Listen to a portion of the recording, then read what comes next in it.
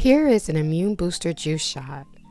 Use 1 thumb-sized ginger, 1/2 of a medium-sized onion, 1 thumb-sized turmeric, 1 clove of garlic, the juice from 1 to 2 lemons, and also a pinch of cayenne. Use gloves to protect from the turmeric staining your hands. Wash and peel, of course. I do keep scraps to compost outside. After preparing all the ingredients, then put them in the blender. Here I'm using a Vitamix. All these ingredients are good for different things. I will put some of the benefits in text on this video.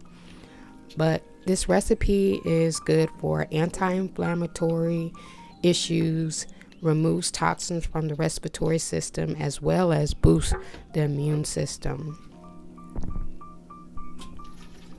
After adding all your ingredients, now add 1 cup of water. Only put enough water to cover your ingredients in the blender. Take a smidgen or a pinch of the cayenne pepper.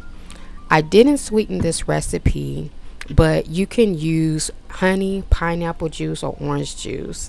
After blending, strain to remove the liquid from the pulp. As you strain, use a spoon to remove the pulp. I keep the pulp to add to the compost as well.